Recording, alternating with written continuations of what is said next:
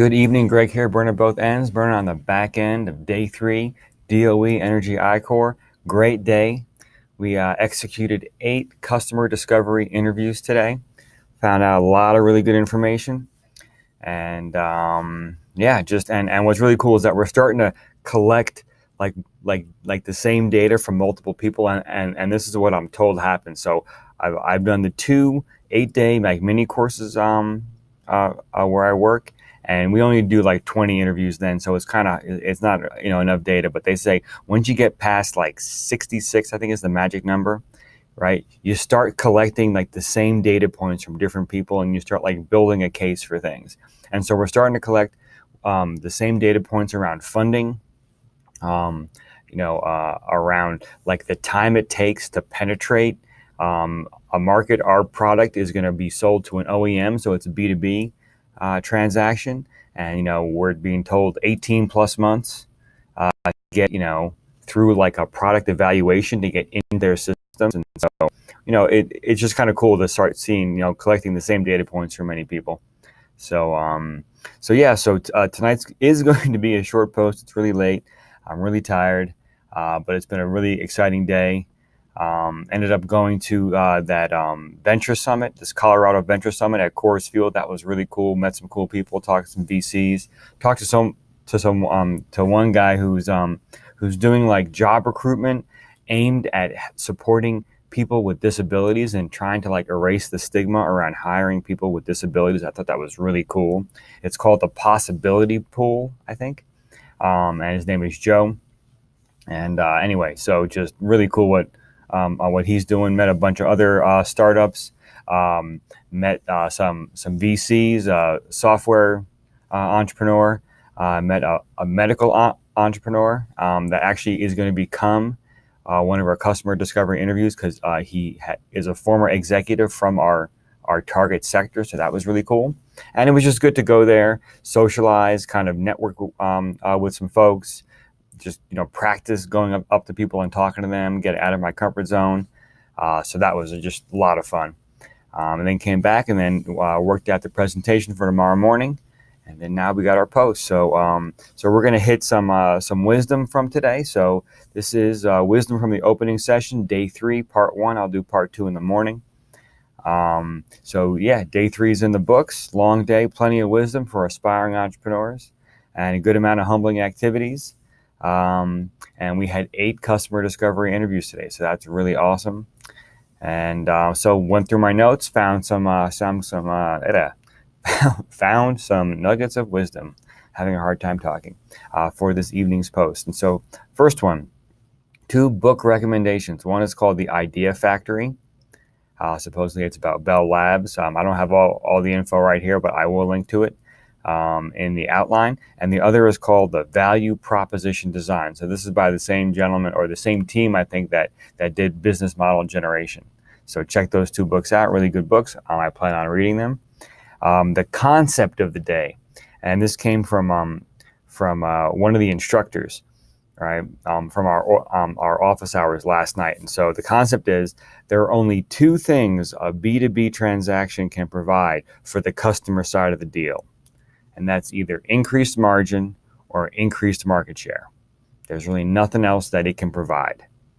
And so just think about that for a second. And then it's kind of up to that customer side of the deal to decide how that split happens, right? And actually, we're experiencing a similar challenge right now, because our business hypothesis is that our device is going to allow an OEM, which is original equipment manufacturer, an OEM to essentially half the process time of their customer. And so while that's great, that kind of poses a problem, because now, their customer, if they need to scale up, they don't need to buy as many machines, or maybe, so you see how it creates like an interesting dilemma right there. So they might not buy as many machines. So our customer has to decide, where's the margin, where's the market share? Do they sell less machines at twice the price? How do they split that?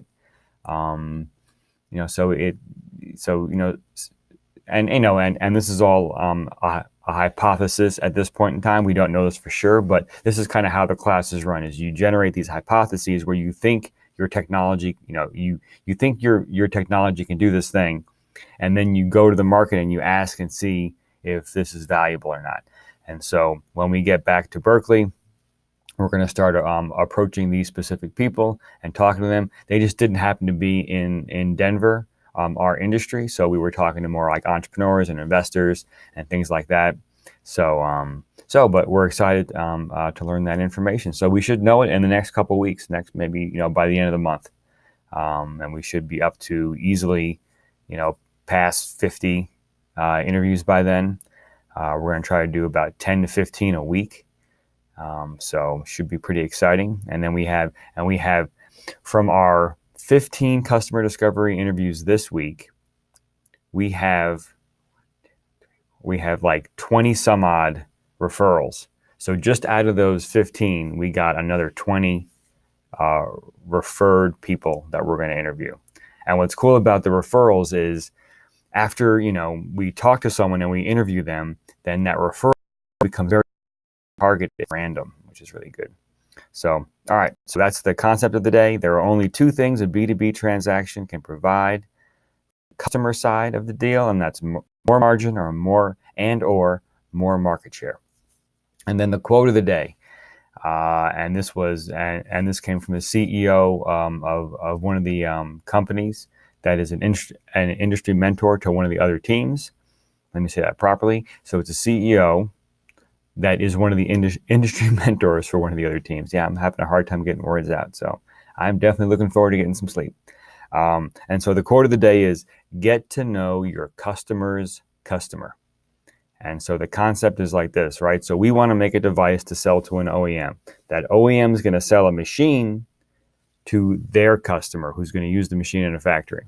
So if we can understand what their customer needs, and even get into a situation where their customer is saying to the OEM, hey, you want Greg's thing in there. That sounds weird. You want Greg's technology in the OEM's machine, and then we'll buy it. I mean, that's a beautiful situation when our customer's customer is demanding our product. So anyway, yeah, so quote of the day, get to know your customer's customer. So that'll wrap there. This is, in fact, a shorter post. I think my benchmark for shorter posts is under 10 minutes. So yeah, we're going to wrap up around probably 8.5 or so. And looking forward to some sleep.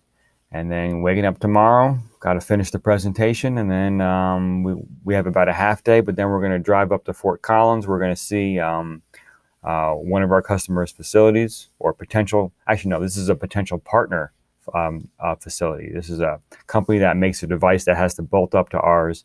And so we're going to check out their facility, talk to their folks, and hopefully learn some really good stuff. So there is an outline. Check it out. I'm going to link those two books. What else we got down there? We got motivational videos. Check those out. We got some great music. Check that out. My beats. Check that out. I'm doing this kind of quick because I want to go to sleep. And that's about it for tonight. So you all have a great night. Get some sleep. Wake up tomorrow. Inspire people, do great things, and I'll see you then.